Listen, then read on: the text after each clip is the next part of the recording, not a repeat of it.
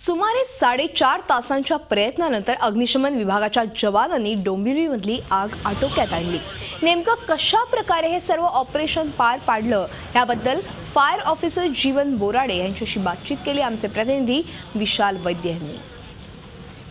सुमारे 4.5 तासांच्या अथक प्रयत्नानंतर ही आग पूर्णपणे विझवण्यात अग्निशमन दलाला यश आलेलं आहे। कशा प्रकारे हे पूर्ण ऑपरेशन झालं, काय काय समस्या आल्या ते आपण स्वतः अग्निशमन दलाच्या अधिकाऱ्यांकडून जाणून घेऊया। माझ्यासोबत जीवन बोराडे आहेत, अग्निशमन अधिकारी। मला सांगा की कशा प्रकारे हे ऑपरेशन पूर्ण करण्यात आलं, कशी वर्दी मिळाली होती आणि काय काय तुम्हाला अडचणींचा सामना करण्यात आला? आम्हाला साधारण 9, 9:15च्या दरम्यान आम्हाला हे मिळालेलं आहे, आगीच्या कॉलची वर्दी मिळालेली आहे। तेव्हा आम्ही सदर ठिकाणी घटनेच्या ठिकाणी उपस्थित झालो। तर कल्याण कॉर्पोरेशनच्या 4 फायर स्टेशनच्या 8 गाड्या इथे सध्या उपस्थित आहेत आणि बाहेरून पण आम्ही गाड्या मागवलेल्या आहेत, उल्हासनगर, अंबरनाथ, भिवंडी। आता सध्या मुंबईवरून पण गाडी आलेली आहे। तर पाण्याचं शॉर्टेज असताना पण आम्ही आगीवरती नियंत्रण केलेलं आहे।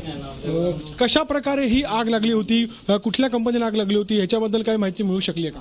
अजून कंपनीचं नाव समजलेलं नाही आम्हाला। आपण जसं म्हणालात की पाण्याचे शॉर्टेज असल्यामुळे थोडा जे आहे ते तुम्हाला हे झाले।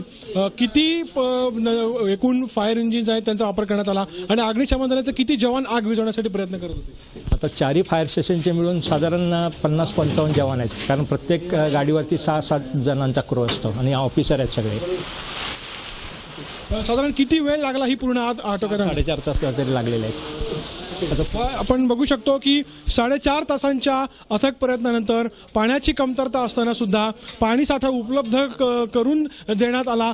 मगाशी असं आपण दाखवलं बागेतुच्याच विहिरीमधून, त्यामुळे जे आहे अखेर ही आग जी आहे ही पूर्णपणे नियंत्रणात आणण्यात विझवण्यात अग्निशमन विभागाला यश आलेलं आहे। मात्र ही आग कशामुळे लागली, का लागली याबाबत अद्याप जो आहे खुलासा होऊ शकलेला नाही। व्हिडिओ जर्नलिस्ट अभिषेक एडकेसह विशाल वैद्य, झी मीडिया, डोंबिवली। झी 24 तास रहा एक पाऊल पुढे।